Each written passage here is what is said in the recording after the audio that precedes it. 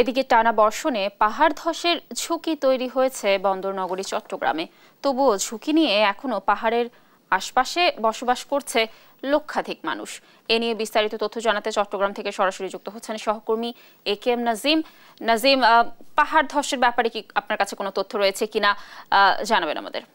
জি, আপনি যেমনটা বলছেন, গতকাল রাত্রের থেকে চট্টগ্রামে বৃষ্টি শুরু হয়েছে। আজ সকাল 10টা থেকে চট্টগ্রামে মূলত ভারী বৃষ্টি শুরু হয়। তার আগে থেকে গতকালকে আমরা যেটি দেখেছি, জেলা প্রশাসনের পক্ষ থেকে এবং সিটি কর্পোরেশনের পক্ষ থেকে পাহাড়ের পরিবেশে যারা ঝুঁকিপূর্ণ বসবাস করেন তাদের সরিয়ে নেওয়ার জন্য মাইকিং করা হয়েছে। আমরা এখন রয়েছি লালখান বাজার এলাকার একটি বড় পাহাড়। সেটি আসলে পাহাড় বলতে গেলে পাহাড় নেই, কারণ পাহাড় কেটে এখানে বসতবাড়ি করা হয়েছে। যে যেভাবে পেরেছে আসলে পাহাড় কেটে মূলত চট্টগ্রামের বেশিরভাগ পাহাড় সাবার করা হয়েছে। কারণ এখানে আগে একসময় অনেক বড় পাহাড় ছিল, সেই পাহাড় কেটে পাকা থেকে শুরু করে অনেকে বহুতল ভবন পর্যন্ত নির্মাণ করেছে। কিন্তু প্রশাসনের পক্ষ থেকে দেখেও বিষয়গুলো না দেখার ভান করছেন বলে পাহাড় রক্ষা কমিটির নেতারা বলছেন। তবে জেলা প্রশাসনের পক্ষ থেকে বলা হচ্ছে তারা 26টি ঝুঁকিপূর্ণ পাহাড় তারা চিহ্নিত করেছেন এবং ঝুঁকিপূর্ণ পাহাড়গুলো রক্ষা করার জন্য তারা সাইনবোর্ড, বিভিন্ন ধরনের সতর্কতামূলক সাইনবোর্ড লাগিয়ে দিয়েছেন। কিন্তু যারা নাগরিক সমাজের প্রতিনিধি রয়েছেন তারা বলছেন যে আসলে লোক দেখানো অভিযান এবং বৃষ্টি শুরু হলে যে পাহাড় ব্যবস্থাপনা কমিটির বৈঠক, এগুলো আসলে করে কোনো লাভ নেই। কারণ যতক্ষণ না পর্যন্ত কার্যকর কোনো পদক্ষেপ নেওয়া না যায় ততক্ষণ পর্যন্ত এই পাহাড় আসলে রক্ষা করা যাবে না। আজ আমরা যেটি জেনেছি, বৃষ্টি হওয়ার পর আজ বিকাল 3টায় জেলা প্রশাসনের একটি পাহাড় ব্যবস্থাপনা কমিটির একটি বৈঠক ডেকেছেন।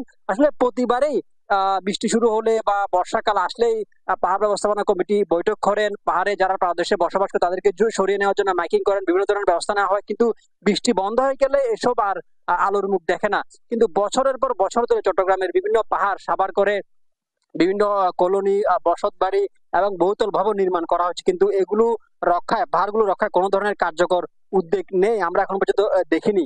আর একটি বিষয় হচ্ছে যে আহ এই পাহাড়ের পাদদেশে যারা বসবাস করেন তারা বেশিরভাগই নিম্নআয়ের মানুষ, তারা খেটে খাওয়া মানুষ, বিভিন্ন শ্রমজীবী মানুষ। এদেরকে পুঁজি করে মূলত এক শ্রেণীর প্রভাবশালী যারা রয়েছেন তারা মূলত টাকার পাহাড় গড়েছেন। কারণ পাহাড় রক্ষা করার ক্ষেত্রে বারবার জেলা প্রশাসনের পক্ষ থেকে বিভিন্ন ধরনের উদ্যোগ নেওয়া হলেও, সিটি কর্পোরেশনের পক্ষ থেকে উদ্যোগ নেওয়া হলে আসলে কোনো ধরনের এই উদ্যোগ কাজে আসছে না। আর একটি বিষয় হচ্ছে যে চট্টগ্রামের যতগুলো পাহাড় রয়েছে এই পাহাড়গুলো ধ্বংসের পেছনে এখানকার যারা কাউন্সিলর রয়েছেন তারা দায়ী।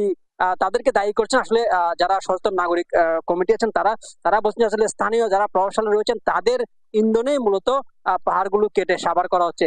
আমরা একটি বিষয় জানিয়ে রাখি, কয়েকদিন আগে আমরা দেখেছি নাগিন পাহাড় খ্যাত একটি পাহাড় ছিল, সেই পাহাড় কেটে মূলত প্লট করা হয়েছিল গত মাস দুয়েক আগে। এই খবর পাওয়ার পর জেলা প্রশাসনের পক্ষ থেকে অভিযান চালানো হয়েছে। অভিযান চালিয়েই মূলত তারা দায় সেরেছেন, কিন্তু তারা কার্যকর কোনো ধরনের পদক্ষেপ নেয়নি। আসলে বলা যায় বৃষ্টি শুরু হয়েছে, যে কোনো মুহূর্তে চট্টগ্রামে পাহাড় ধসের ঘটনা ঘটতে পারে।